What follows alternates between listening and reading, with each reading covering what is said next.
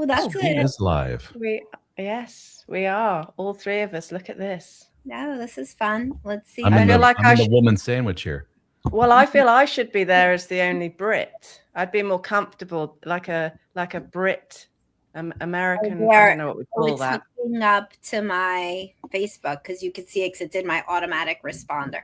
So it must be doing it right now. Somebody's saying hello from Scotland. Oh, hello. Ha for a set is saying hi from Scotland. Hello. Hi. Ooh, let's see if it's doing it on my page. I imagine, given the weather in England today is grim. So I imagine in Scotland you can barely see a foot in front of you.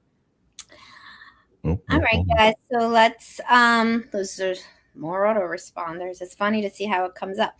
All right, so I guess we should talk until we get comments. We should.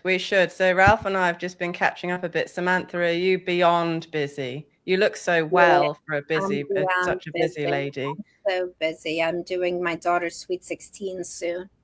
Oh. So I'm planning all of that, and that's tough to do. It's one of these American monstrosity affairs, Laura, that is just really designed. There's no life cycle event. It's just money, man. It's just expensive money. You guys go mad. Blast. Yeah, it's just, At what age do they do the bat mitzvah? Well, that's for younger, like 12 and 13. Was it that? Okay. I thought it was like 15 for some reason. Is that like a big event too? A quince is in Latino culture. It's 15. Mm-hmm. Oh yeah, you know that. And the Mexicans, right. So and this one is a Sweet 16. So yeah. So it is what it is. Yes, I'm very busy. I have still my own clients, but mostly at my practice. I'm trying to, I have lots of therapists and coaches at Best Life. So that's pretty cool. You do. And this is also streaming, I think, on my YouTube, which is like a very low audience at my YouTube, but let me make sure. For now, Samantha, I'm sure you'll get there with that. I'm sure. Yeah, who knows? It's slow at the beginning. Did you find that, Ralph? Because you're over 100,000 subscribers now. Mm-hmm.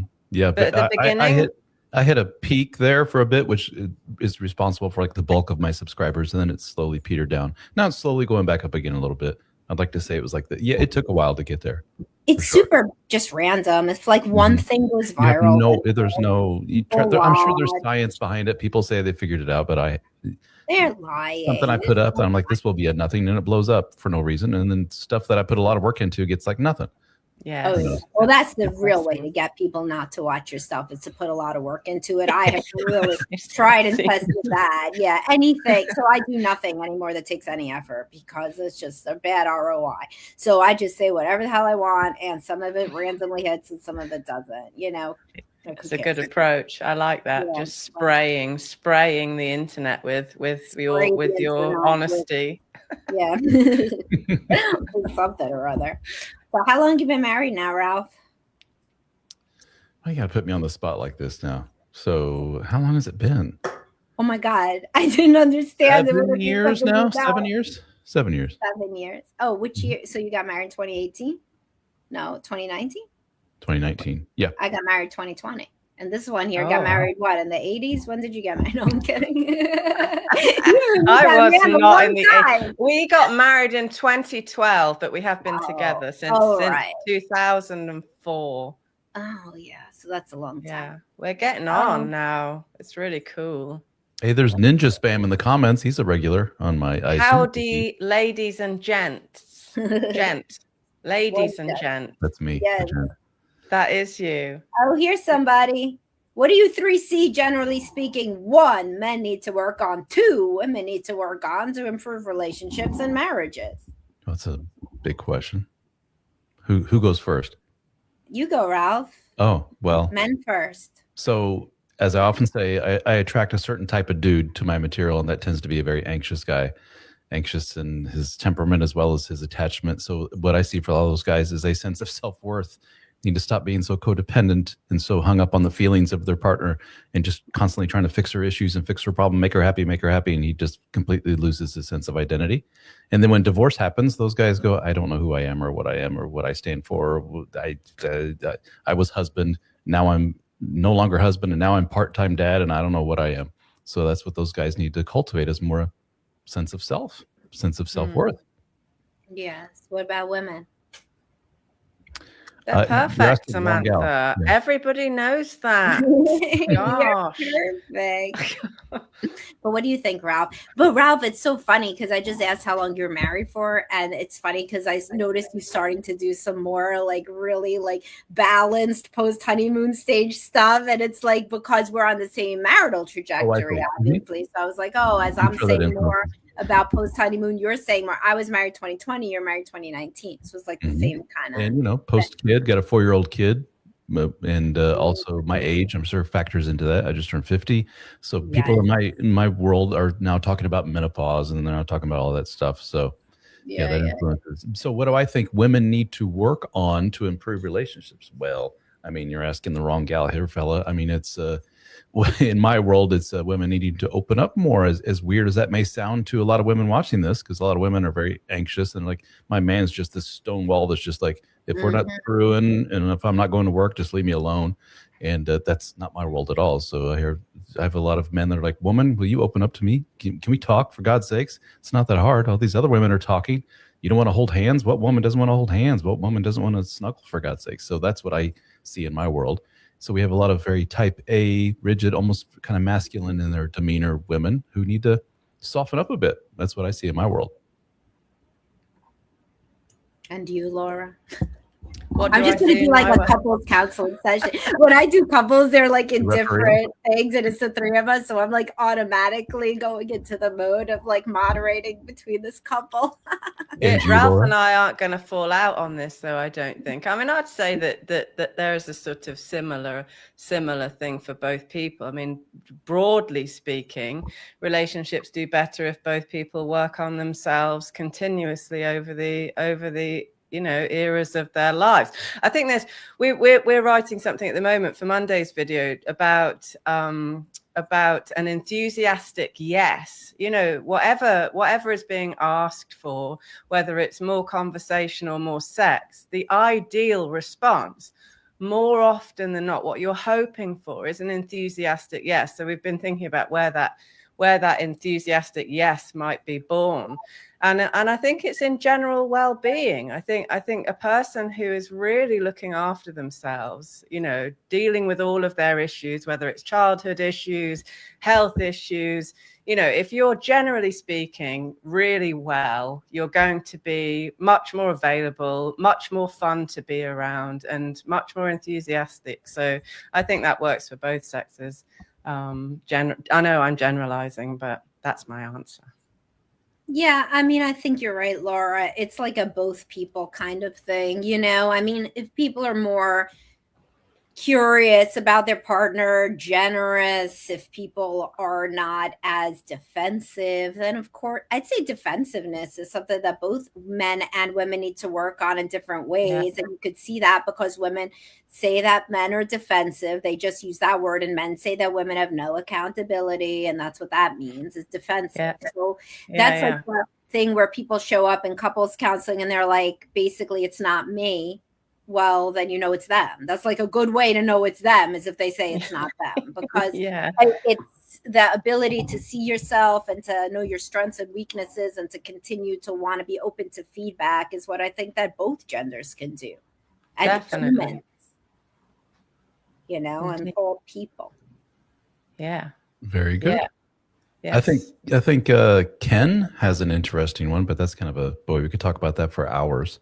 He's worried about his son because of what he sees in the state of men's. Oh, Ken Rowan. Oh, Ken, you keep asking me. I don't see that. I told you, Ken, it's a quarter of therapists are men. And it's not like we don't try to get more male therapists. Everybody's so excited for these dudes to go to graduate school. But the reality is, let's be real, men do not want to be in a low earning profession where all you do is talk about feelings. And most therapists there's LPCs, there's LCSWs. and they don't earn a lot of money usually, and it's a lot of just sitting there and talking. That's not what a lot of men choose. The men that do go into the field, if they're interested in mental health, usually go to medical school and become a psychiatrist, or if they're a psychologist, they go into academia and they want to be teaching and writing and publishing. There's just some differences, and there are great male therapists, but it just is not a field. It's just like there's not a lot of male elementary school teachers. There's just certain things that men and women are drawn to differently, and men want to make more money. Of course, obviously you can make money, but you have to be an entrepreneur. Then you have to own the practice. I just went to a networking event. It's mostly women. It's a flexible job. It could be around your kids, like I did. I worked part-time for years. This is not anybody like saying like men can't be therapists. Whenever there's a male therapist, the women flock. Oh my God, I need so many referrals for my male clients. But I'll tell you, when I used to, because I have employed multiple male therapists over the years, and both men and women, and research bears this out, in terms of therapy, prefer to speak to a woman. And I'll say, do you want this man or do you want this woman? And it's even research bears that out, that they want a woman because they perceive women as less judgmental. They have less competition, more of a vibe of a mom. And so, but Ralph, take it away for what you do offer for male mentorship and community. Check out helpformen.com. And we do have a private support community for men only called the Brotherhood. And you can jump right to the join page at helpformen.com/join. We talk about all this stuff man to man all day, every day, in meetings and forums and all kinds of cool stuff. In general, I think we've seen for generations now, women tend to gravitate towards professions that deal in a more, what's the term I'm looking for?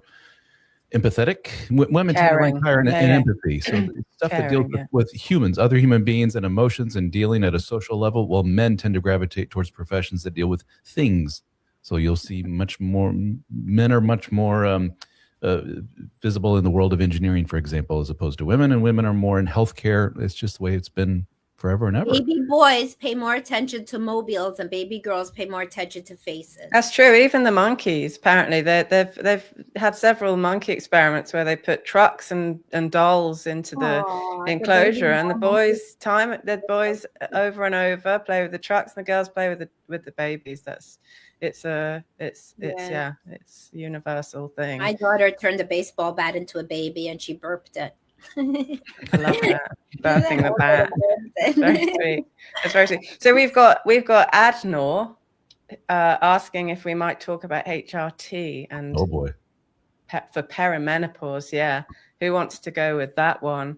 I talk about this in my world all the time, and this is something that is really big. There was was it the Women's Health Initiative that came out years ago, which proposed that there seems to be a direct correlation between hormonal replacement therapy and risk of certain cancers, like breast cancer. There are some estrogen-sensitive cancers some women are more susceptible to. So they said if you take like exogenous estrogen and so forth, your chances of cancer go way up. And since then, that study has not necessarily been debunked, but it's been way less in severity and commonality than what they thought. It's a relatively small portion of women. If you have a genetic marker that says you're susceptible to it, then stay away from hormonal replacement therapy. But for the rest of you, there's all these benefits, cardiovascular, all these other things, in addition to, yes, your libido will go up. And that's where all the men sit up straight and go, well, hello, maybe we should look into this. So what we see is all these guys going, honey, maybe you want to look into HRT? And she's just like, the only reason you're saying that is because you want to get in my pants. I know this. There's no benefit. Besides, I went to my doctor and he or she said, stay away from it. End of story. And we know statistically, I think it's like only 5% of menopausal women pursue HRT. 5%. Is that right? Wow. Yeah. I wonder why. It must be the cancer scare, the fear mongering, right? Around death would put you off. Also, I mean, in their defense, we got a lot of women that are saying, welcome to real life. As you get older, this is just the way it is. So what? If you don't like it, mister, that's your problem, not mine. This is such a complex discussion because there's also, and people don't talk about this because we have a youth obsessed society, but there's a lot of positives to aging, and there's a lot of feeling like you have a monkey off your back of just the what the hormones were doing. It wasn't all positive. Nothing is all positive, right? So you get to a different state and you don't want to go back in time and you feel a lot better. You know, a lot of women's mental health issues surround the menstrual cycle and surround hormonal changes, right? And hormones in general. And people do mellow with age as their sex hormones abate and go down for both genders. And that is a real thing too. And there's psychological benefits to aging. There's changes of life. So while HRT may be something that some people want to pursue, it is not going to be something that everybody wants to pursue because people have very individual responses to these different hormones. For example, testosterone, it can increase sex drive in some. For others, there's irritability, there's bloat, there's aggression, there's breaking out in your face. There's there was a whole article in the Times about this, you know? And like you just feel like a teenage boy, and that's not always positive, you know, to be a teenage boy, not when you're a teenage boy even. So so there's like a whole discussion. It's so individual. It is not a panacea. Nothing is a panacea. And where science has advanced to now, we have no idea where science will continue to advance to. So how we think that study has been disproven, what are they going to think in 10 years? Maybe that the disproven has been disproven. So nobody really knows where it's going to end up. And it's a very individual decision for a person and for a couple. Yeah, and I'd say do your own research, but it's a minefield. I mean, who in their middle ages has got the time to become essentially an endocrinologist? I mean, it's quite a complex system by the looks.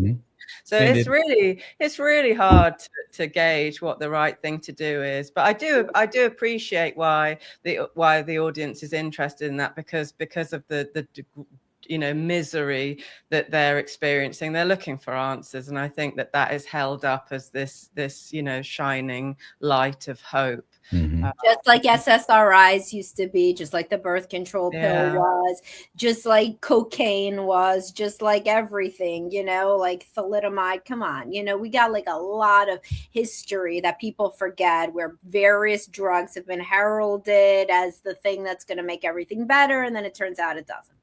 Yeah. Shall we move on? Because I think there's some more things here.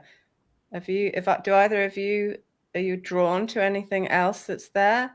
Well, we have user-JZ and a bunch of other letters and numbers. Says, after 10 years of sexless marriage, she says it's because I tried to coerce her into sex. But all I did was beg, plead, and I guess he means do my best to keep some kind of touch alive. Sounds like a very anxious meets avoidant dynamic there.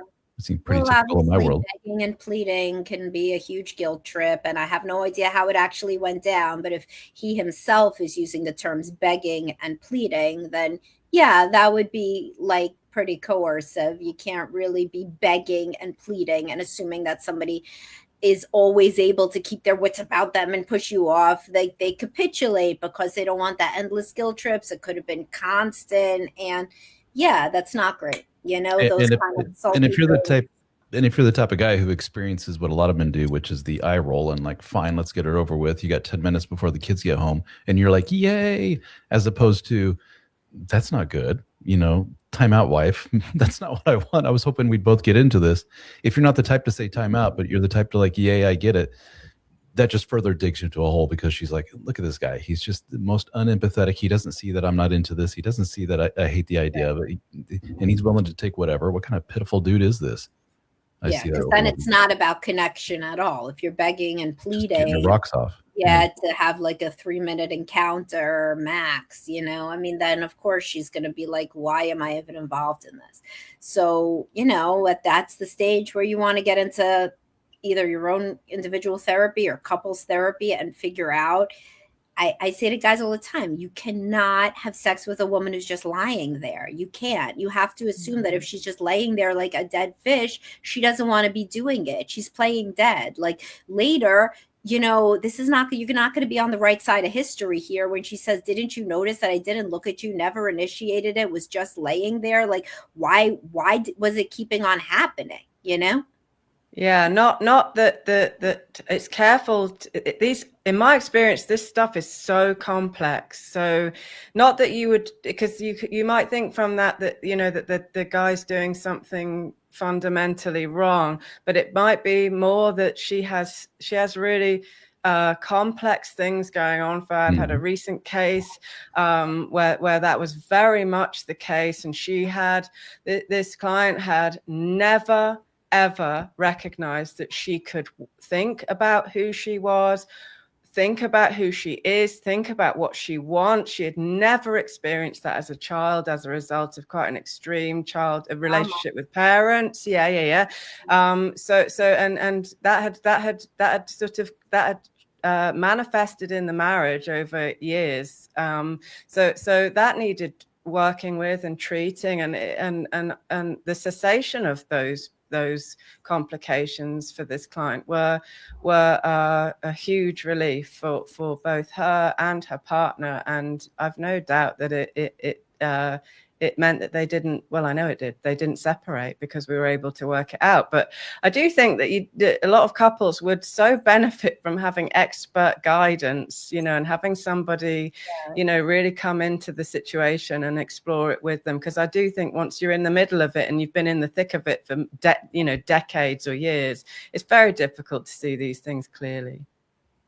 Yeah, I wanted to go back to the other guy's thing, to Soul Search, who says, I have heard that most problems that are in a marriage stem from childhood. Any thoughts, and what's the best advice you could give? That is correct, to Soul Search. Our childhood experiences are integral in shaping our thoughts about relationships, our ability to trust and to be vulnerable, our attachment style, what we think about marriage, affection, so many things. If you do not go back into the origin of how you think about relationships, you're like, it's kind of like the blind leading the blind. It's very hard to have a real understanding of how you function in relationships if you don't go back to the well and say, how did my parents interact? How did they interact with me? Did I learn that relationships were safe? Did I learn that people were to be trusted? Did I learn a sense of self-worth and that people can love me and that I'm lovable? It's essential to understand yourself if you want to have kind of a mindful and intentional close relationship.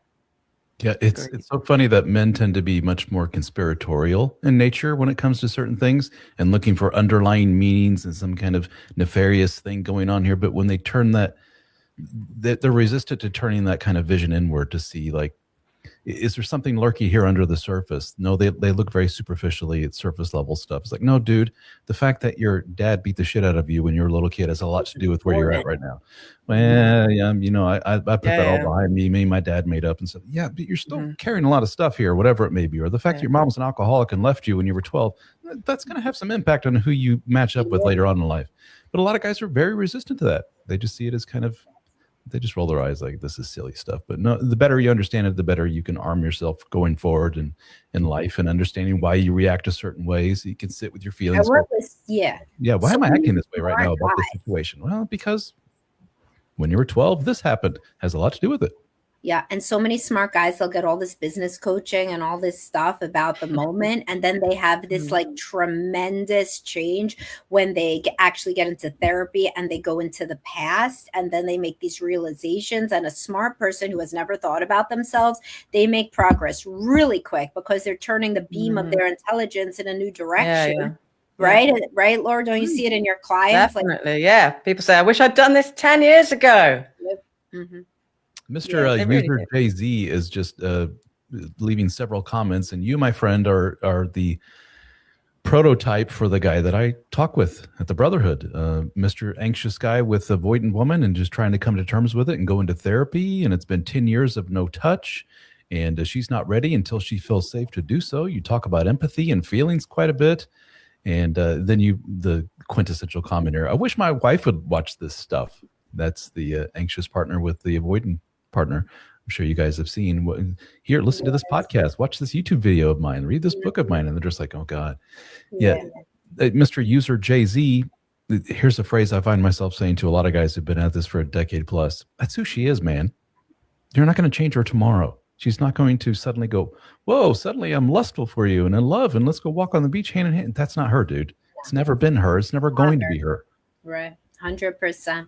And it's the same thing for women with avoidant men. At a certain point, around 40 or so, Laura, don't you see the preoccupied attachment women? They start being like, oh, well, guess you're just going to be an avoidant and we're going to get divorced. I'm not banging my head into the wall anymore, or, people just can, at a certain point, you just got to realize that an avoidant partner is always going to be an avoidant partner because they always really were.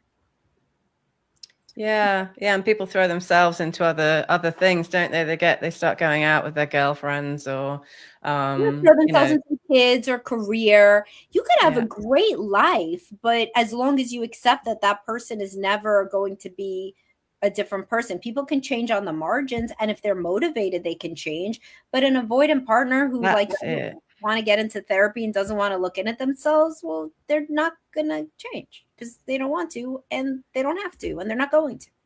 That's something I bring up often to guys is these anxious guys go to therapy and they're why is the therapist so concentrated on me? Why are they always looking at me and talking about me? It's like, because you're the only one doing any work. You're the only one putting any work, and you're the guy who leans forward and takes notes as she's talking to you, while the avoidant woman, usually it's yawns. I like a yawner. Just, and like looking at their watch going, I got a meeting in like 10 minutes. Can you wrap this up? So obviously they're going to give all their attention to you because, and I saw a stat, Samantha, I don't know if you saw this, that the avoidant, or rather the anxious person, is twice as likely to become more secure in their attachment as opposed to the avoidant person.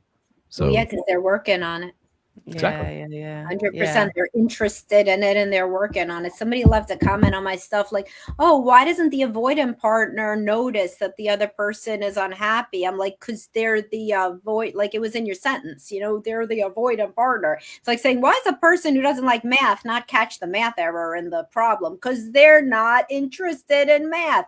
The avoidant person is not interested in relationship functioning. They don't like relationships. They don't think about it. They don't follow relationship creators or go to therapy. They don't do any of that because they don't want to, by definition. Here's something the Mr. User JC. See that last comment? Guys, I hear this one a lot. My wife is a therapist. Miss Avoidant, very getaway, is a therapist. She knows all the jargon. She knows all the lingo and everything else. And I've heard that more than a few times. So not surprising. Yes, I had new clients that fit that criteria, and it's interesting, and I did, because I don't like to write people off, and I had avoidant tendencies myself. So you can change, like you said, Samantha, with motivation, but I really don't like to write people off. But I guess it gets me thinking to know what's the approach with an avoidant person. How do you work with that as a presenting, Two points there. A, you were fearful avoidant, not dismissive avoidant. And B, your childhood was so traumatic that it forced you to look into it as a factor. The dismissive avoidant that idealizes their family as having been perfect, that is a very difficult person to work with until they're on the precipice of divorce. Then they have the motivation that they're going to lose their family, and then maybe they'll look inward. But before that, they're like, I'm cool. My family's fine. Childhood was good. Nobody had a problem with me until you're crazy. So it must be you. That's how. So you got to increase pressure then and make the stakes higher if you're going to get their attention. As Samantha, as you told me once in a live stream that I have stolen and repeated it many times, ultimatums work. Not all the time, but that's often what gets, I always liken it to like this giant heavy boulder that just seems to be unmovable. You just can't budge it. But what tends to get the boulder moving just a little bit in the direction of let's work on us is sliding the divorce papers across the table. Well, because it's rock bottom, the same with substance abuse.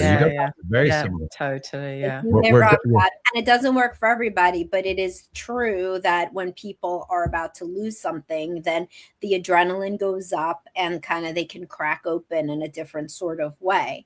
It's just like a mother pushing a car off of her baby that's underneath it. She can't push a car in regular life, but she could do that if the stakes are high enough. That's just human nature. That's just biology. If you're scared, then, and there's a lot of pressure, then you could do things you didn't previously think you could do and didn't previously have an interest in doing. The analogy or the comparison to the addict is perfect, because it's this guy who's mooching off the family, he's taking money from everybody, and they're all bailing him out all the time, and he always has something to fall back on. And finally, they have the intervention and say, "We're not going to bail you out anymore. You're on your own, buddy, or go to therapy." we'll all chip in and pay money to get you to therapy, but this is it. After this, we're done. Or he loses his job, or he loses his wife, or his kid says, I'm not going to talk to you anymore. That's the face down in the gutter moment. That's what you need sometimes.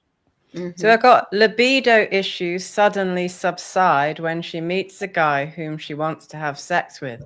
Usually not the father of her children. Usually not her husband. David Buss wrote a whole book about it. That was from... Yeah, David Buss is an evolutionary psychologist. So yes, this is all the stuff I talk about all the time with honeymoon stage. That is how we perpetuate our species, is when there's a new partner to increase genetic diversity of our species, we want to procreate when we see a new person. That is what it is. Y'all want to talk more about it?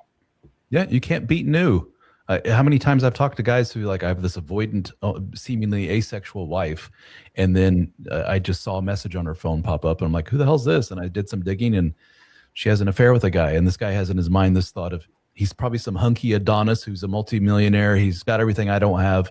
And then he finds out it's the 50-pound overweight dude who's, 67 years old. It's like, wait, what? This makes no sense. Like, he's new.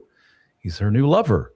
And don't worry, it will probably subside after time, just like it did with you. But you're kind of seeing how she was when you guys first met. You just forgot what that was all about. That's a huge driver of a lot of this behavior, is just, somebody new, and it stirs up so many feelings in you. It's just, we forgot about that after being with somebody for so long. I don't know about that. I mean, I don't necessarily agree that you can't beat new. I think there's a huge amount to say about somebody that you know incredibly well. That level of understanding, that level of empathy and compassion that you build, the shared life that you have together, if you're both maturing, that is. I mean, I think that's the key component, is that you're maturing, that you're growing, that you continue to live in ways that keep you fired up generally. You've got passions going all over the place, but I don't think that's most people. I think a lot of people settle into this rut, in all sorts of ways in their lives. So they're just turned off generally. You've got to keep yourself turned on. You've got to keep yourself firing, and then, I mean, that's just not my experience of long. I mean, obviously there are dips, but you're going to get that eventually with everybody. I think maturing is a major part of it. I absolutely I love Russell more and more all the time. We've continued to grow. He continues to surprise me. He is the greatest source of strength and his loyalty. I could speak over and over, but I guess I'm biased because we're somehow managing to make it work over the long haul. But yeah, I want to stick up for long-term being. Sure, it's a deeper connection. It's deeper attachment. People can understand you better. You have a real love instead of just a quick lust. But the whole drunk on new love thing is a thing, and it's finite for a reason, because otherwise we wouldn't get anything done. You wouldn't be able to parent. I mean, it's just not the sort of, if you're in a new relationship, it releases, it's the same brain chemistry as being addicted to a substance, and the same as OCD. And the newly in love brain looks like the OCD brain in an MRI, and we can't be like that forever. Otherwise, we would be really bad parents, really bad at our jobs, and really bad as citizens. There's a quote: "The children of lovers are orphans."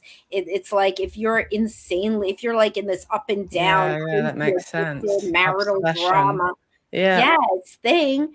That's bad too. Yeah, it's bad for the kids to see a sexless marriage and a loveless marriage. It's also bad for the kids to feel like mommy and daddy are locked in the room all the time, alternated fighting and fucking. That's bad too, So like, also, both extremes are not great. And Laura, to your point, what you're saying is, it takes work, guys. And if you love each other, you put in the work, and it's awesome.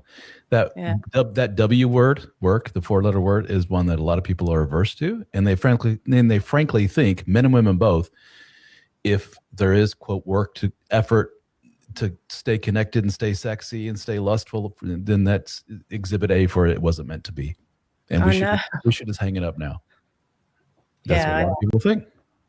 It's immature. It's It's not. It's the same with your kids. It's the same with your home, your garden. I mean, so much is required of you to keep things in shape. It's the same, isn't it, with your physical health?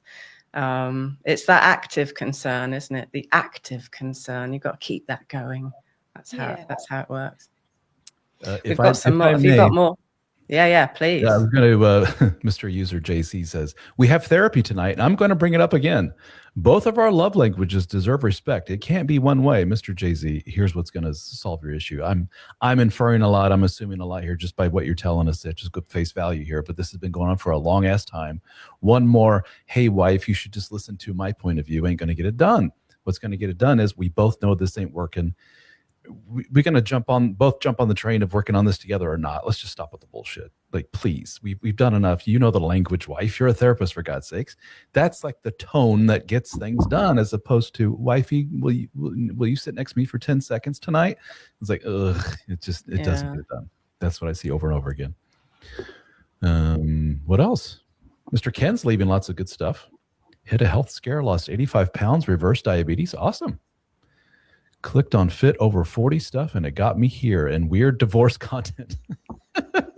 So ever since he got better, now he's seen all this stuff on his algorithm about divorcing. Well, Ken should definitely go to your group. He wants more of a male community, and I mean, he's a shoo-in. You would like having him. He likes the working out part. So definitely, Ken, you should, because he's asking me about more male groups. So you're a male group. There you go. Mr. Ken. helpformen.com/join. That goes for all of you. If you're a dude, sorry, ladies, no, men only. We need our own little male space there, a little safe space, if you will. What else do you guys see here? I don't want to take over, Miss Laura. This is your I can't read them. Some of them are very long. Hang on. There's this assumption that it's always the man's fault. Wait, what? When they go to counseling and the counselor jumps on the left side. I don't know what that means. Did he mean to say on the woman's side? No, the counselor does not always go on the woman's side. That with a good couples therapist, you're not going to feel like there's sides. You're going to feel Definitely like the therapist is facilitating the couple to work on the couple. That's not just sit there like King Solomon saying who's right and who's wrong. If that's how you feel, then you're not with the right therapist, or maybe y'all are just early in the couples therapy. It can start to feel like everybody's just trying to get out their piece. But after that, shortly after that, it should go to what are the main problems facing the couple and how is the couple going to deal with that? It should not be this arbitration thing. No, but I do think that is a lot of people's experience. Because I do hear from a lot of couples, they arrive and I've had people say things like, we got the distinct impression that she literally hated men. So it's like, I think, that these things are occurring, that there is, there is. A lot of therapists are bad, of course. Like they're not, I mean, just like anybody, like a lot of car mechanics or doctors or just like a lot of people, there's a whole normal distribution. And a lot of people also are very conflict averse, even if they're couples therapists. So, a lot of men come off angry and aggressive in the session. And it is it's really difficult to deal with that in the moment. And especially if you've not had a lot of experience, and if you do come off aggressive, then it is going to be hard for the therapist to kind of come forward and moderate that and not bring in their own stuff, or they start to feel guarded and they start to get a little scared of you themselves. Well, that's my least favorite experience. I have to say, actually, really dysregulated couples are a nightmare. It's the hardest work, and it's exhausting physiologically. Even I've noticed when they're both incredibly dysregulated, and you've got the cycle of blame. So it's just no one listens. One says one bit, then the other person says something completely different. There's no real interacting on points at all. It's a disaster. Yeah, couples therapists are not magic. They're not Houdini. They cannot take a couple that has literally been fighting for decades at each other's throats and magically make you turn into people who are going to respond to feedback and own their stuff. That does happen over time if it's the right fit. And honestly, a lot of those kind of couples just say we can't do it anymore and they just stop, before any work can be done. But when that's it's gratifying to work with people who can change over time, who go from being at each other's throats to being on the same side. And frequently the motivation is to not keep perpetuating the cycle for your children. I mean, that's like a huge motivator, is to not raise your kids in a house with screaming and craziness and crying and blaming just and all cold. that stuff. Or cold. I mean, that's a dreadful. Yeah, it's a common sentiment in our world is I had a therapist tell me this once. It's kind of creepy, isn't it, watching your past repeat itself. So when you take your hands off the wheel, so to speak, and just let Mother Nature or whatever take over, you find yourself, you marry mom or you marry dad, and you're seeing the same dynamics that you had back when you were a kid. And I say, yeah, but there's a great deal of power in that, which is, wow, now that I recognize it, I can make I can grab the wheel and make conscious, forceful changes in the right direction. So a lot of guys love that. They love being able to, something I can control, something I can fix, something I can. So that kind of wakes a lot of guys up. To Mr. Rick's point here on Facebook, men are pretty simple and have a few needs, but women want to make stuff more complicated. This is something in a roundabout way we hear all the time, that men are simple, man. Just, give us sex and food and away we go. I don't think that's necessarily the positive that a lot of guys think it is when you put that out there. We're just a bunch of simpletons. We're kind of simple-minded. Isn't that great about us? And a lot of women are like, I kind of want something more deeper than that, something more thoughtful than a guy who just wants sex and food and that's it. I was hoping there'd be more to it than that. So companion. I was hoping for a companion, a life partner. This is praise for a reason. Yeah, I mean, that is not what women want, or first of all, there is no like universal like what women want, because obviously there's preoccupied women, avoidant women, secure women. Women are all different, men are all different. The male clients I have are introspective and deep thinkers. They don't just want sex and food. Then what the hell would we be talking about? I don't provide either one of those, so why would we be sitting there? I mean, men are not like just animals. Like some men just want sex and food and to watch the game, but not all. Thank goodness. Very well put. Thank goodness. Mr. Two Soul Search says, I would like to become more romantic. However, I didn't have a good example growing up. Any tips on how to become more romantic? So how would you define romantic? You ladies, how would you define romantic? Well, we could you could talk while I link him to 10 ways to be more romantic, a concrete guide for husbands. There you go. It's a good question, though. It's a good question. I mean, maybe it's going to be slightly different, yes, for all women, all people. But I'd suggest ask your wife what she what would make her feel loved, what would make her feel cherished. Laura, if he has to ask, then it doesn't count. Well, is that true? Is it true? If I have to tell you, some young women say, some older people too. The more the people who are not as mature think that the partner should mind read, and therefore they say that anything that they have to tell their partner how to do isn't worth it. I see that with men sexually, with women romantically. It's obviously very self-sabotaging, because then your partner has to be a mind reader and they can't be a mind reader. So you're right, Laura. Asking the wife obviously would be useful. I mean, if you ask her every day, like it's Groundhog Day, like you don't have to, you can't remember romantic? What it says. Yeah, is this still romantic? Then obviously that's going to be annoying. But having like an in-depth conversation, like what does romance look like to you, would be useful. Or just observing, like what nice things have you done that she has responded well to. If you bring flowers and she like barely smiles and they're still sitting there by the sink and you have to put them in a vase yourself, guess what? She doesn't like flowers. Like use some observation. Yeah, and I think it's a shared project, this romance thing, because I think it goes both ways. I think if you light some candles and you give your husband some attention in the wet room in the morning, he might consider that quite romantic, right? Whereas she's going to experience something different. But I think there's that stuff can be a shared, like a project. You can, and it's not static either, because what you find romantic when you're 20 might be different when you're 30, 40, 50, it's 60. definitely going to be romantic. Yeah, totally. And a lot of women do not want like their day to be like just a romantic reverie like a girl does who's 20 years old. Like periodically there's some thoughtful thing. Like it doesn't, you're not expecting it to be like a rom-com when you're like in your 40s raising children. Like, it's very different. Things change over time. Check-ins are good for stuff like that. We found that, that you kind of like, you basically want to be charting, hey, do you feel loved? Do you feel, are you feeling secure? Do you feel like you have my attention? Because I think that's something to do with it. That's basically to feel like you've got your spouse enough, not perfectly, but enough of your spouse's attention. Do you feel like a priority? And yes, the details of that they're going to change over the years. So check-ins are, in my experience, a really good way of monitoring that. For me and Ross, it's a continuous discussion and a beautiful shared project.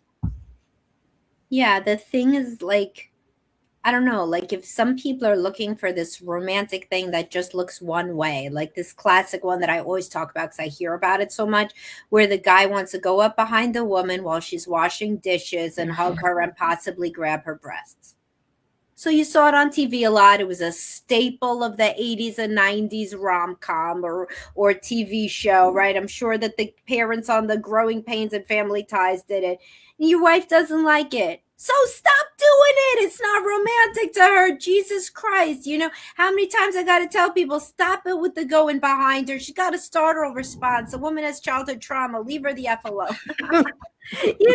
Christ, it's just so annoying to hear the same things over and over again, from people when they are getting in their own way, preventing themselves from hearing their spouse and then therefore figuring out what does work because they're set on these certain things. Women do it and men do it, and it's just like maybe observe your spouse, have some curiosity into them versus trying to take this construct and like jamming it into your relationship and crowbarring it in without any regard to whether it fits. I think a lot of it is just denial, because a lot of men I talk to are with women who don't have the woman doesn't have a romantic bone in her body. She's just a very cold individual. He's like, well, she should like when I come up behind her and give her a kiss on the back of the head. No, she doesn't, dude. Well, she should like when I sit down next to her on the couch watching Netflix and put my leg on her and snuggle with her, like maybe an ex-girlfriend did. No, dude, she doesn't like. Well, what the hell does she like? I'm sitting back and watching her. She doesn't like any of that shit. Yeah, she's not a very touchy person. Yeah, and also like most men have never thought that they have just and women, that their prior relationships all ended before they got married, right? So they were all honeymoon stages. Honeymoon stage to honeymoon stage to honeymoon stage, like pearls on a string. So you never saw a woman that wasn't in the honeymoon stage until you're married, and it's 3 years into your marriage, right? So then they're like, oh, my girlfriends were so sexual and wonderful, and this one is a cold fish. If you would have married the one with your legs on her, guess what? She also would be getting hot flashes, wouldn't want your leg on her at night. Guess what? Things would change and maybe she would still like the leg, but she wouldn't like the boob or whatever. Everybody changes, grows, and nobody stays 20 or 16 or whenever these memories are formed. Yeah, so the calling is to remain emotionally married. That there is a continuous conversation, a sort of that you're obviously tuning into yourself. So you're making sense of yourself as you move through life, and you're checking in with your partner, and that's why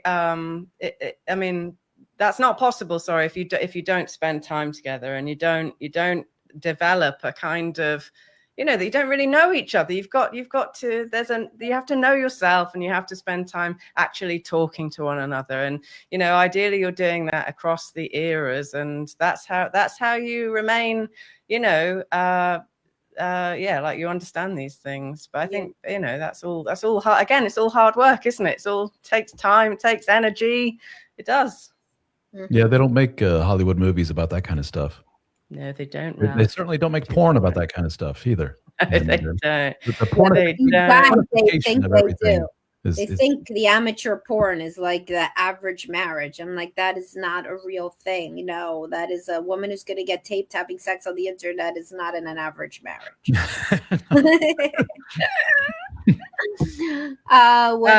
you get that romance?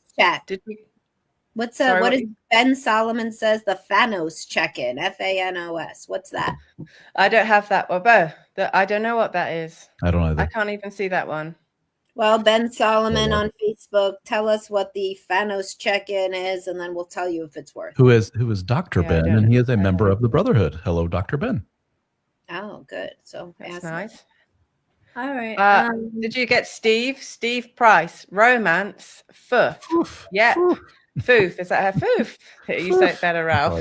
I say it too British. Yeah, when I say it, it's embarrassing. Mind reading. However, just ask anyway. And it's not just flowers and chocolate. Getting lost in the woods brings you closer through shared experience, or maybe eaten by bears. Wow, look at you. Well, I do think that he's onto something there. I mean, shared experiences they're bonding, aren't they? And then, so he's gonna. No, not bears. Bears aren't bonding. I don't think being eaten by a bear is bonding. But Jen on YouTube says Fanos sounds like some Marvel character. That's what I was thinking too. So we should just Google it, whatever it is. But he'll tell us. Ben Solomon, tell us what the Fanos. Ben, educate us on Fanos. Yeah, Fanos. All right, let's go back and see what we missed. Do you guys need to cut this at a certain time? Later, then I don't know. We could keep going for now. Okay. Yeah, I'm okay. Anxious versus avoidance seems very. What did you say? When do you have to go? I'm good. I could go. Yeah, I'm all right until probably 5:30. I don't know what time that is with you, but I'm happy to end when you. I'm good for about. I'm cruising into a weekend now. That's what's happening to me. I'm about to land into. We're going to watch a movie this evening. That's what I'm going to do. No, I'm going to give you a recommendation. You're going to watch 45 Years. Listen to me. Actually do it. Russell, you listening? Oh, yeah, he's listening.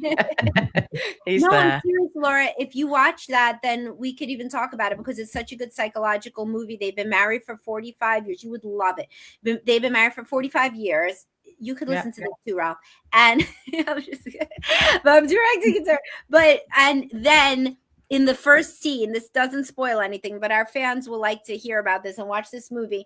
We find out that his ex-girlfriend from 46 years ago has been found, her body. She died when they were hiking in the mountains on the glaciers many, many, many moons ago. And she was his next of kin. And the wife of 45 years did not really understand much about how serious this relationship had been.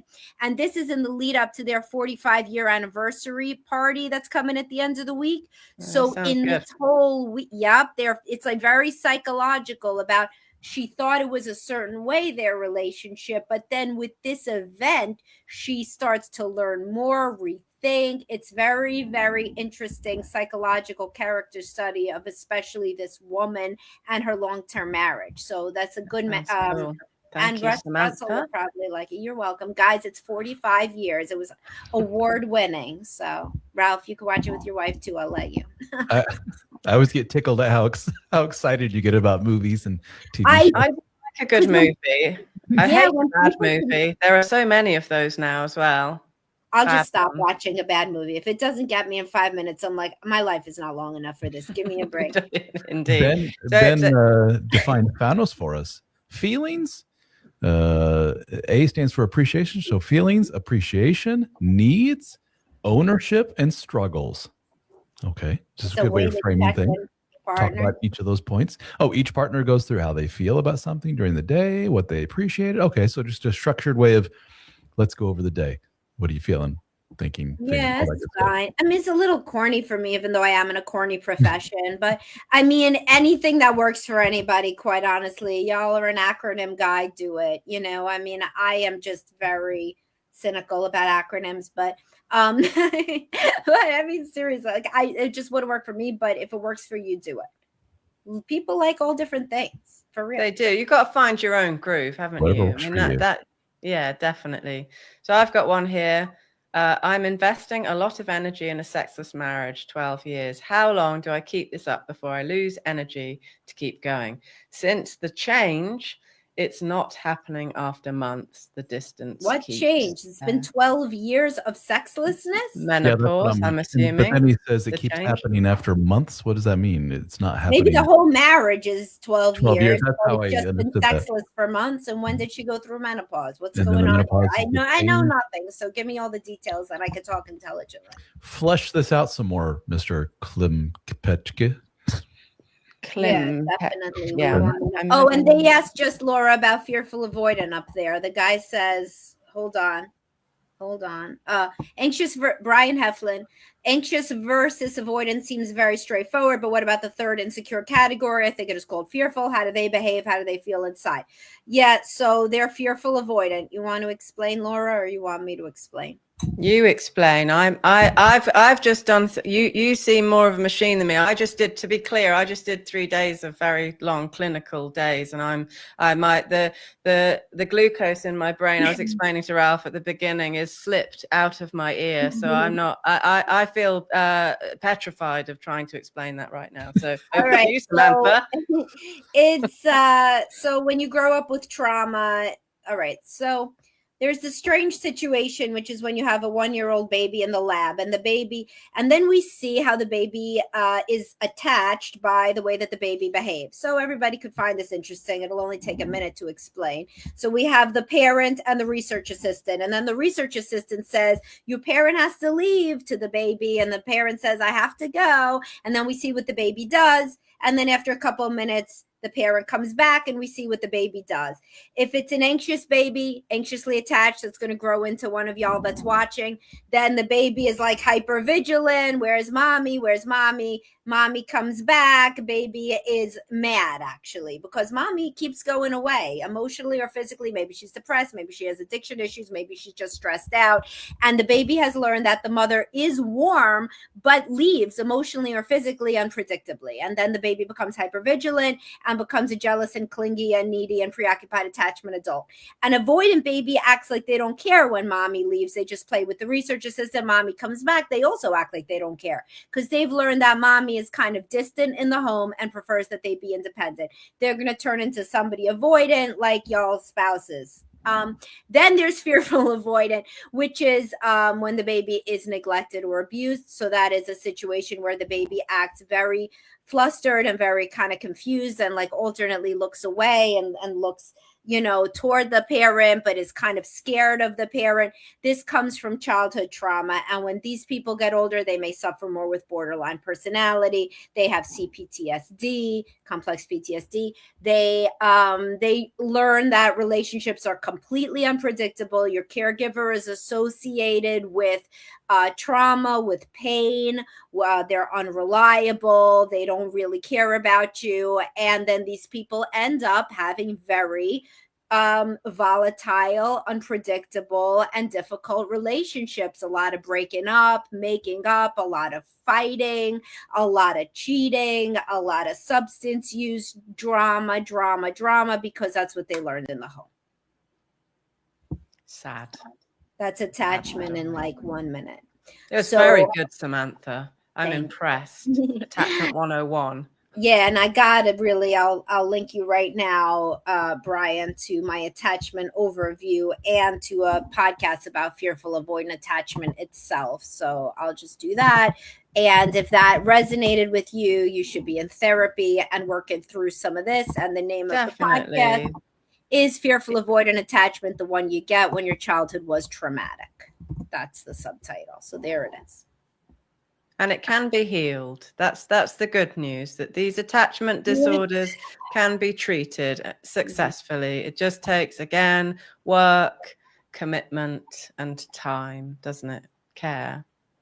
Yeah, and then you can really break the cycle for your children, because otherwise you're just going to be perpetuating it because that's all you know. That's right. I'm clear about my needs. Sorry, this is from I'm muted. Klim. I can't say this chap or lady's name. I think it's a chap. I'm clear about my needs. Oh, he's explaining. He's going into more detail. Yeah. I'm clear about my needs and missing those. And there keeps being a wall on the spouse side. Not rejection, but no movement towards me either. I should not pressure. Give it time, but each day is loneliness. I find it harder and harder to keep up the positive attitude. So how to keep bringing up my needs without building up pressure, and keep finding the energy to keep doing this?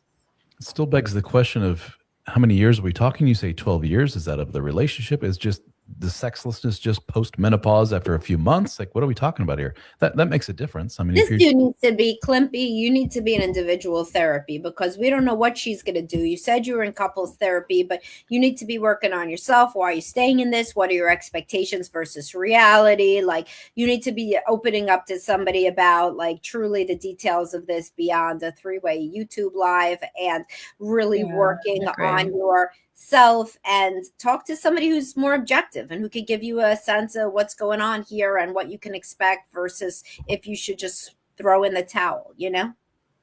And there's a lot of men that I talk to that are honest with themselves about just how serious the sex life is to them, and it's out of a lot of shame. They don't want to say like it's really super duper important, because they have a lot of people telling them that he's a monster for making it that important. There's much bigger things in the world than what you do, you know, with your penis and all this other stuff. So dude, like, cut it out. So he's like, okay. And what those men do is convince themselves like, it's not that important, you know, it's been this long without it, I can keep going. And what do those men do? They cheat, they go to sex workers, they develop a porn habit. So obviously it is important part of you. So be honest with yourself, Mr. Clem. If it's been years, like, how important is this? Are you willing to go years more without it? Or he told us 20-year relationship, 12 years sexless.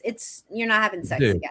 Dude, yeah. You're not having sex. The writing's on the wall, my friend, and it has been for quite a while. This like giant glaring. You've now been sexless longer than you've not been sexless. So so you're asking all the wrong questions. The question, and you guys may disagree with me, the question to ask is, what is it about me that keeps me in such a relationship? Why is my self-esteem, self-worth so low that I'm willing to put up with a relationship or 12 years of not touching each other? That's the question to ask. So quit with the, how do I get her?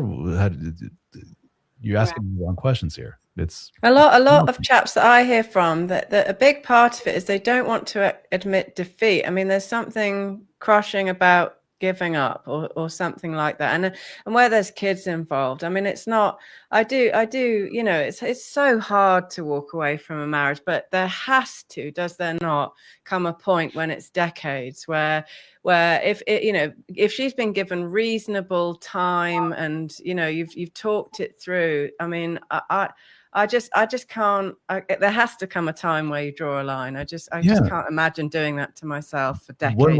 One way I frame this to men that usually gets their head going a little bit is to say, there's a dude next to you, imagine, who's very secure in himself.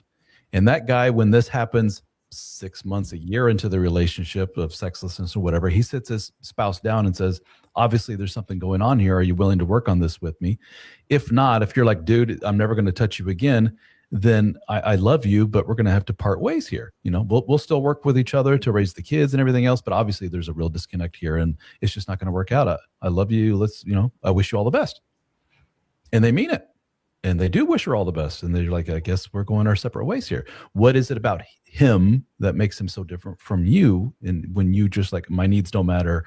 I'm a bad boy. That's what a lot of this means. I have a lot of shame about me and my feelings. I need to minimize, and just end up feeling worse and worse about yourself.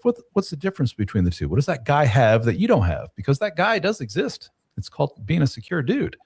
Yeah. Why are you such an insecure guy? And that's where you really get to the bottom of all this. The rest of it's just bullshit. And it isn't just about sex, obviously. If they were in a relationship where there was other closeness and affection, I've never yet seen it be just about sex. It's always always about closeness, approval, acceptance, a million warmth, a million different things. There's not many people who are going to give up on a relationship because of intercourse. It just doesn't really happen. And but there's a lot of people who will give up over like just a complete lack of affection. And that's what there is in a sexless marriage. Sexless is just a proxy, for just a cold marriage. Yeah. Because if there was something like physical going on, maybe sex was very painful for her, whatever reason, she would be understanding and go, I know it's important to you, so let's work our way around this and stay connected and do things. Yeah. But just to go, get away from me, she was like, yeah, there's something else going on here. Canary. Yeah, yeah. And for what I see is just really poor health, whether it's physical health, emotional, mental health, psychological, there's medications. I mean, a lot of these guys that I meet, their partners are in a dreadful state health-wise, just across the board. Not exercising, hasn't dealt with childhood. I mean, I do. I think often what a miserable experience, because there is an ideal, and it is that your partner is well and you are too, and regardless of the challenges that life throws our way, you're having a more or less good time as an individual, and therefore as a couple as well. So for me, you can't be a miserable, depressed person and be like in a wonderful relationship. Like you're not going to be able to show up that way. And that's hard for people who struggle with depression. However, you can be a depressed, everything's along the spectrum. And if somebody is depressed, they can be happily married. The relationship itself is just going to get so much better if they work on the depression, of course. And, sometimes you can't fix the depression, but at least it has to be understood that there is an interplay between the self and the marriage, and also between the marriage and the self, and those are bi-directionally influence each other. And Clem here did what every guy does. I'm very fit. I work out 5 days a week. I'm good looking, but I'm alone in this. So they do the very superficial thing, like, look at me, I got abs and everything. She still doesn't want me, so it's all on her. It's like, no, dude, you got to work on up here. That's the important thing. There are plenty of obese men out there that get laid like crazy. There's something about the superficial and the good looks, and you're going to turn heads and so forth, sure. But to your sexless marriage of 12 years and everything else, it's just you're just grasping at straws here. Yes. I guess it depends on what you're prepared to put up with. I mean, it's, I personally wouldn't like to be with someone who is long-term depressed. I wouldn't want to be with someone who is long-term overeating and gaining weight. I wouldn't want to be with somebody who wasn't passionate generally. I just personally wouldn't want that. But that's probably because I've been working on myself. So it's sort of like, you kind of want to, have a partner who matches your own health. Right, but I never seen the advent of abs turn around a sexless marriage. I mean, you haven't seen Russell's abs, though. Well, I'm begging to see Russell all the time. That's what it was for me, chaps. Let me say this. I have seen this, but here was the example I often give, and this was a true story. There was a guy who very much a part of who he was and his identity was that of a competitive athlete in college. And when he met his wife, that was who he was. He was this lean, mean athlete dude, very go-getter. And then as soon as he got married, he's like, don't have to do that shit anymore. And it became an overweight, put your feet up on the recliner kind of dude. And he lost a lot of weight. So that's how she thinks of him. And then he stripped all the fat off and got back shape and become super confident, started dressing well again. And she said the magic words of, I got my husband back. So to him, he's like, it was that. And to him, there was a period, if I remember, this was years ago, there was a period of him saying, I almost feel some resentment towards my wife that she's that shallow, that kind of stuff matters to her. It's like, that's important. The physical stuff's important. The confidence thing's important. It's not just, we're married now and you put your feet up. That's what a lot of guys complain about. That's what he's probably going to leave her, go be with some woman again, because now he had an empathic rupture that she didn't love him when he was at his worst. I mean, not to be naysayer, but that could happen. It could also be a wonderful happy ending. But, I have seen that happen, that, by the way, with women, when they lose a lot of weight or they get boobs, or this is happening with Ozempic. I see a lot of people, they get on Ozempic, the partner is like sniffing around them and they're like, hey, fuck you, because where were you when I was a little chubby? Mm-hmm. But, But that does not in any way mean that we don't want to see Russell's abs, just to get to the point. They are fabulous. Everywhere we go, he'll love this. He'll be dying in the office now, but everywhere we go, people say, you're like a superhero. Yeah, and my Charlie loves it as well, because it's like his, it's his dad. All his friends are like, your dad's massive. He is massive. It's brilliant. Yeah, so I think a good pair. Russell, I want to see Russell. Ralph, don't you want to see Russell? But Russell doesn't want to be seen. He just doesn't. We've had $10. Did you see? Look, we had $10 from Slad. Oh, that $10 was for Russell to take his shirt off. That's not what it says. It throwing says dollars at the stage. It says thanks. He or she says it's tough to have any hope when your partner lacks the self-reflection capability to identify what the real addressable problems are. There you go. It takes two. Yeah. It does take two, and it's so, I have to say, it's a lot of fun when you're both growing up all the time and trying to develop yourselves. It does keep it interesting, it's nice to watch your partner overcome parts of themselves that previously got the better of them. That's cool. It's cool. I don't know why more people don't like it personally. Mm-hmm. Many people hate self-reflection, so then they hate when their partner engages in any, because they think it's going to turn to them pretty soon. So like for a lot of people, seeing their partner engage in any self-betterment program, whether that's therapy, whether that's exercise, whether it's coaching, whatever, they get very anxious, like, wait, what are you going to want me to do? And there's an implicit agreement that they accept each other how they are. When one person starts to change, then the other person gets very intimidated and they're not excited. They're scared because the whole contract is being broken, the contract that they both stay the same, There is also the aspect of your super anxious person who a lot of self-help and reads a lot of stuff and overshares. They become annoying as hell. Like they start sharing all these terminology. And I just heard this podcast the other day and they won't shut up. Yeah, they're like, oh, do you want to see? Like they tell me, oh, she won't listen to your podcast. I was like, stop sharing my podcast. That's what you do. That's the response. Oh, okay. And don't share them anymore because she doesn't want to hear it, really. You basically can't, I want to have a partner for whom I don't have to hide my true self. Yes, we all do. And you basically can't act yourself when you want sex and constantly get rejected. You can't make a move after years of rejection. Yes, if there's been years of rejection, you should not anymore be trying to make a move. You want to get into therapy. You want to figure out if there's a future to the relationship. And if there's not, you want to move forward because the sexlessness is a proxy for just a lack of connection writ large. Well put. Guys, I need to run here soon. Got a couple more. All right. All right, you want to do one more?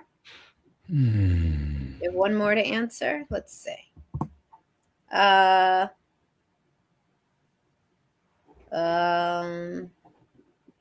can't see anymore. I think we've covered a lot of it. Laura, if you're in the UK, Steve here says get your vitamin D checked because you're not getting enough sun. He's taking vitamin D and he feels a lot better. So there you go. I take that. We take huge amounts of it throughout the winter. Apparently something to do with your shadow length. I don't know how you measure these things. If it's longer than your body, shorter than your body, I don't know. Just take it. It helps. Go outside. That's the other thing. Going outside. I think we've talked about this before, Samantha. I think you and I perhaps disagree, but being outside a lot, that's good for your marriage.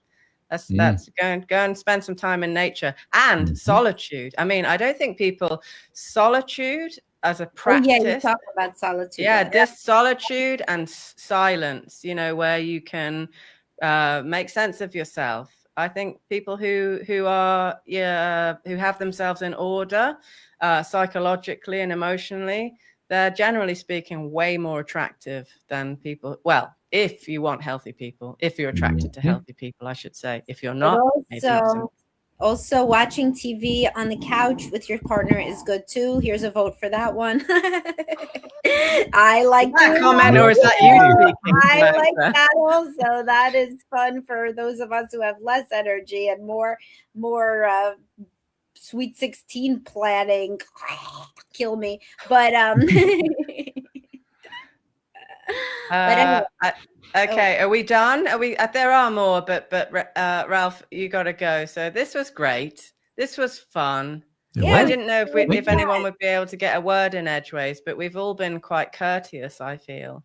It's because of you. It's the British influence. Ralph and I are on our best behavior here. We don't want to be impolite Americans. Is that a thing? I don't think the Brits think of you that way. Don't y'all hate us? Don't you though? A little bit. No, we love you. We love. Yes, you are loved. Yeah. Well, I don't know. I can't speak for other Brits, but my sense of the Brits is that we've got great things going on, Britain and America. We're allies. An overall positive person, Laura, and so I am. I see that. I got these rose-tinted glasses that I just rock all the time. They're not. Yeah, I don't need those blue blockers. I've got these pink blockers, so all I can see is love and light. That's how I roll. I wasn't always like that. That took some work, I can tell you. That's 30 years of work. You are a very positive person. I give you full kudos. You have an A, but you would get an A+ if I saw your husband without a shirt, because man, easy. All right. I just got to get him. I've just got to convince him somehow. I'm just gonna keep on teasing Russell forever until he has to get on the screen just to He knows that. He's worked that out about you, Samantha. He knows that's how this is gonna play out. Now that he's talking to my husband, Ralph, this is like the blind leading the blind. You got her husband talking to my husband, because Laura and I can't even make this StreamYard shit work to save our lives. So my husband directly in communication with her husband. Isn't that funny? That's okay, awesome. Your wife on the thread, then we'll all be in there. That's what we need to do. It's been really fun. Thank you, both of you. Let's do this again at some point in the future. I'd really like that. And thank you, everybody who joined us. Thank you for all of your questions. We'll be doing this again, hopefully, all three of us. Bye, I'd really like that. Bye, everyone. Thanks, bye. Take care. Bye.